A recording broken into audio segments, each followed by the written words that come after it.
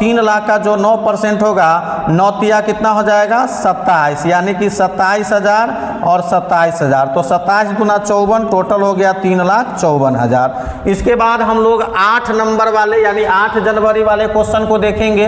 और 8 जनवरी में जो क्वेश्चन हमारा है, राकेश को माल लौटाया है। किसको माल लौटाया है? राकेश को। इसका मतलब ये हुआ कि राकेश यहाँ पाने वाला व्यक्ति है, तो लिखेंगे Rakesh account DR to purchase return. क्या हो जाएगा? Rakesh account DR to purchase return. जब हम माल GST के साथ खरीदे थे तो रिटर्न भी GST के साथ ही हम करेंगे, यानी कि यहाँ पे लिखेंगे टू CGST इनपुट। क्या हो जाएगा? CGST input to SGST input हो जाएगा। और कितना का माल लौटाया गया है तो देख लेंगे। माल जो है यहाँ 10,000 का लौटाया गया है, तो परचेज रिटर्न में हम लोग 10,000 देंगे। 10,000 का 9%, 900, 9 दूना 18, मतलब 11,800 रुपया यहाँ निकल कर आ रहा है। 15 जनवरी में क्वेश्चन अब क्या कर रहा है? मोहन गुप्ता ने हमको 18,000 का माल लौटा दिया। मोहन गुप्ता लौटाया मतलब बेचा हुआ माल वापस आता है, और बेचा हुआ माल जब वापस आता है तो हम लोग लिखते हैं सेल्स रिटर्न। तो सेल्स रिटर्न अकाउंट DR, उसके बाद हमारा क्या हो जाएगा? यहाँ लिखेंगे CGST आउटपुट अकाउंट, यानी रिटर्न भी आएगा तो GST के साथ। सो हेलो स्टूडेंट्स, कैसे आप सब लोग? उम्मीद करते अच्छे होंगे, स्वस्थ होंगे। तो आज का जो ये क्वेश्चन लिया गया है 11th क्लास के लिए है, और 11th क्लास में बिहार बोर्ड के लिए बहुत ही इंपॉर्टेंट क्वेश्चन है। अकाउंट से लिया गया है, और ये क्वेश्चन जो आपका है जर्नल एंट्रीज है, और जर्नल एंट्रीज में क्या है? GST है। तो आपको बता दें GST के बारे में कि GST 2017 में संपूर्ण भारत में 1 नेशन 1 टैक्स के सिद्धांत पर भारत सरकार के द्वारा लगाया गया अल्कोहल और पेट्रोलियम पदार्थ को छोड़कर, जिसका प्रतिशत था 0% से 28%, जिसको 2026 में बदलकर 0% से 40% तक कर दिया गया। आपको यह भी बता दें कि GST जब माल खरीदते हैं या कोई खर्च करते हैं या हमको कोई हानि होता है, उस स्थिति में GST इनपुट कहलाता है। आमदनी और सेल्स की स्थिति में GST हमारा आउटपुट कहलाता है। चलिए जानते हैं क्वेश्चन को, और क्वेश्चन को फिर हम लोग जो आज जानेंगे बिना फॉर्मेट के जानेंगे, यानी जर्नल एंट्रीज का हम फॉर्मेट नहीं बनाएंगे, चूंकि बड़ा जर्नल होने वाला है। 2026 यहाँ डेट दिया है, हम लोग ले लेंगे। और उसके बाद जनवरी 1 का क्वेश्चन क्या करा? राकेश को 1.5 लाख का माल बेचा, राकेश से 1.5 लाख का माल खरीदा है। तो जब ये माल खरीदा है, इसका मतलब माल आया। माल खरीदते हैं मतलब माल क्या हुआ? आया। तो हम लोग लिखेंगे यहाँ परचेज अकाउंट DR CGST, जैसा कि अभी मैंने आपको बताया कि परचेज के समय जो GST हमारा है वो क्या हो जाएगा? CGST हो जाएगा। तो CGST input account DR SGST input account DR। और यहाँ आप देखेंगे तो किससे माल खरीदा गया है? राकेश से, और माल इसका मतलब उधार है, तो यहाँ क्या हो जाएगा? क्रेडिटर के जगह राकेश का नाम हो जाएगा। इस प्रकार से ये हमारा जर्नल बन गया। अब सवाल उठता है, मैंने अभी तक तो आपको बताया नहीं कि GST कितना है।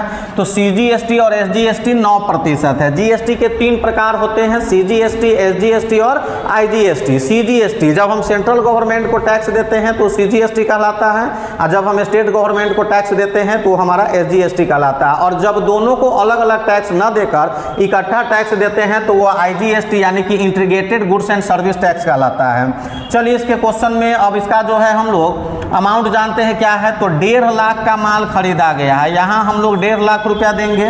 9% CGST SGST है, तो 9 तो 15 नमा कितना हो गया? 135, मतलब 13,500, और उतना ही हमारा SGST भी हो जाएगा 13,500। सबको कैलकुलेट कर लेंगे तो क्या हो जाएगा? 1,77,000 रुपया निकल कर आ रहा है। चलिए 6 नंबर क्वेश्चन को हम लोग देखते हैं, यानी 6 तारीख में कह रहा है मोहन गुप्ता को 3 लाख का माल बेचा गया है। किसको माल बेचे हैं? तो मोहन गुप्ता को बेचे हैं। तो यहाँ हम लोग लिखेंगे Mohan Gupta account DR Mohan Gupta account DR, उसके बाद लिखेंगे टू सेल्स अकाउंट, और सेल्स के समय हमारा GST क्या होता है? आउटपुट होता है। तो लिखेंगे to CGST output account to SGST output हमारा यहाँ हो जाएगा। चलिए अब अमाउंट के बारे में देखें तो अमाउंट जो है सेल का 3 लाख रुपया दिया गया है और 3 लाख का जो 9% होगा 9 तिया कितना हो जाएगा 27, यानी कि 27,000 और 27,000, तो 27 गुना 54 टोटल हो गया 3,54,000। इसके बाद हम लोग 8 नंबर वाले यानी 8 जनवरी वाले क्वेश्चन को देखेंगे और 8 जनवरी में जो क्वेश्चन हमारा है राकेश को माल लौटाया है। किसको माल लौटाया है? राकेश को। इसका मतलब ये हुआ कि राकेश यहाँ पाने वाला व्यक्ति है, तो लिखेंगे Rakesh account DR to purchase return. क्या हो जाएगा? Rakesh account DR to purchase return.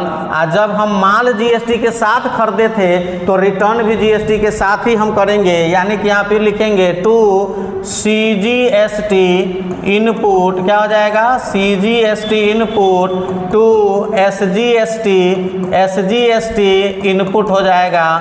और कितना का माल लौटाया गया है तो देख लेंगे। माल जो है यहाँ 10,000 का लौटाया गया है, तो परचेज रिटर्न में हम लोग 10,000 देंगे। 10,000 का 9%, 900, 9 दूना 18 मतलब 11,800 रुपया यहाँ निकल कर आ रहा है। 15 जनवरी में क्वेश्चन अब क्या कर रहा है? मोहन गुप्ता ने हमको 18,000 का माल लौटा दिया। मोहन गुप्ता लौटाया मतलब बेचा हुआ माल वापस आता है, और बेचा हुआ माल जब वापस आता है तो हम लोग लिखते हैं सेल्स रिटर्न। तो सेल्स रिटर्न अकाउंट DR, उसके बाद हमारा क्या हो जाएगा? यहाँ लिखेंगे CGST आउटपुट अकाउंट, यानी रिटर्न भी आएगा तो GST के साथ आएगा। उसके बाद लिखेंगे SGST आउटपुट अकाउंट DR। और किसने हमको माल लौटाया है? तो मोहन गुप्ता। तो यहाँ हम लोग लिखेंगे मोहन गुप्ता का नाम। ठीक है, इस प्रकार से यहाँ माल जो लौटाया गया है 18,000 का, तो 18 नमा 162, 1620 और 1620, 16 दूना 32, यानी कि 18 3 21,240 रुपया का माल मोहन गुप्ता के द्वारा लौटाया गया है। 18 नंबर में है टेलीफोन व्यय चुकाया। क्या चुकाया है? टेलीफोन व्यय। तो लिखेंगे टेलीफोन एक्सपेंस अकाउंट DR, और एक्सपेंस है इस कारण CGST क्या कहलाएगा? यहाँ इनपुट कहलाएगा। CGST हमारा इनपुट हो जाएगा DR, फिर SGST इनपुट हो जाएगा DR, और यहाँ नगद में भुगतान किया गया है तो हम लोग लिखेंगे कैश अकाउंट। और आप देखेंगे तो यहाँ टेलीफोन व्यय 10,000 रुपया चुकाया गया है, तो 10,000 का 9%, 900, 9 दूना 18 मतलब 11,800 रुपया है। स्वामी द्वारा 24 तारीख में फिर कर रहा है कि स्वामी द्वारा निजी प्रयोग के लिए 20,000 का माल जो है निकाला गया है। 24 तारीख यहाँ लेंगे। स्वामी द्वारा माल निकाला गया है 24,000 का। तो जब भी अपना निजी व्यक्तिगत घरेलू स्वामी इत्यादि मिले तो भाई मेरे सबसे पहले ड्राइंग को डेबिट कर देंगे। उसके बाद माल निकाला गया है तो यहाँ परचेज या गुड्स लिख सकते हैं, तो to purchase account to CGST, जहाँ भी परचेज होगा तो उसके साथ CGST इनपुट हो जाएगा और SGST भी क्या हो जाएगा? इनपुट हो जाएगा। इस प्रकार से माल कितना है? 24,000 का जो है निकाला गया है, और 24,000 का देख लेते हैं कितना है।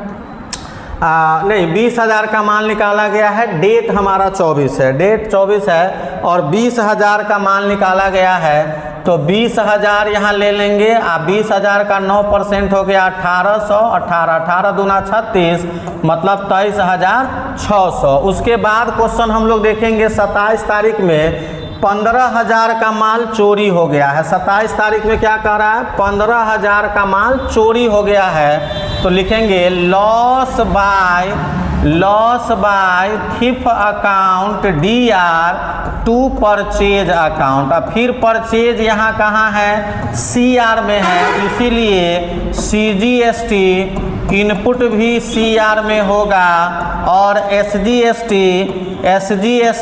इनपुट भी CR में हो जाएगा। तो माल कितना का जो है इसमें चोरी हुआ है, थोड़ा सा हम लोग पीछे देख लेंगे। तो 15,000 का माल चोरी हुआ है, तो 15,000 यहाँ लिखेंगे। अब 15 नमा 135, तो 1350, 1350 जोड़ेंगे तो 2700, मतलब 15 दू 17,700, ये हमारा हो गया। अब उसके बाद लास्ट 30 तारीख में आप यहाँ देखेंगे कि जीएसटी की शेष धनराशि का क्या किया गया है, भुगतान किया गया है। तो 30 नंबर हम लोग यहाँ ले लेंगे, और आपको बताए थे कि आउटपुट सबसे ज़्यादा होता है, तो इसलिए लिखेंगे CGST output account DR, SGST output account DR, SGST output account DR. अब आईजीएसटी तो है नहीं, तो फिर लिखेंगे CGST input account to SGST input account. उसके बाद जो शेष राशि बचेगा वो गवर्नमेंट के खाते में जाएगा, इसलिए लिखेंगे टू कैश या बैंक अकाउंट। चलिए थोड़ा सा कैलकुलेशन अब देखेंगे कि हमारा आउटपुट कितना है। तो पूरे क्वेश्चन में देखेंगे तो एक आउटपुट यहाँ 27,000 में है, उसके बाद इसमें से 1620 माइनस हो जाएगा। अब फिर आगे अगर हम देखते हैं तो आउटपुट इधर फिर दिया हुआ नहीं है, तो 27,000 में 1600 क्या कितना माइनस 20 करना है, तो 1620 करेंगे तो कितना हो जाएगा, 25,380 रुपया हमारा आ जाएगा। तो 25,380 जब सीजीएसटी आउटपुट हुआ तो 25,380 इनपुट भी हो जाएगा। चलिए उसके बाद एसजीएसटी आउटपुट हो जाएगा। इनपुट अब देखते हैं तो 13,500 है, उसके बाद यहाँ देखेंगे तो 900 है, उसके बाद देखेंगे तो यहाँ फिर नहीं दिया गया, उसके बाद 2 माइनस भी है, यानी कि आपका जो है 13,500, उसके बाद जो है उसमें से 900 जोड़ने के बाद 900 से 900 खत्म हो जाएगा, है ना, 900 से 900 खत्म, बचा 13,500।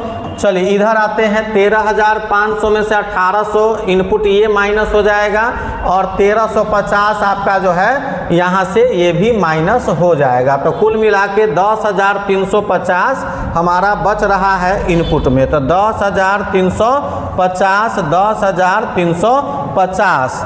अब अगर हम दोनों साइड का कैलकुलेशन करेंगे तो मैंने कैलकुलेशन कर रखा है, आप लोग कर लेंगे। तो अंतर की राशि हो रहा है 30,060 रुपया, और यही गवर्नमेंट को पेड किया जाएगा। तो वीडियो कैसा लगा, वीडियो अच्छा लगा हो तो वीडियो को लाइक करें, चैनल को सब्सक्राइब करें और बेल आइकन जरूर दबा लें। अगर आप बिहार बोर्ड 11th में अगर हैं तो आप दबा लें बेल आइकन को, ताकि सारा वीडियो आपको मिलता रहे। और इस चैनल के माध्यम से पूरे 11th का सिलेबस धीरे धीरे एक एक करके हम वीडियो बनाकर डालते रहेंगे। आज के लिए इतना ही, धन्यवाद।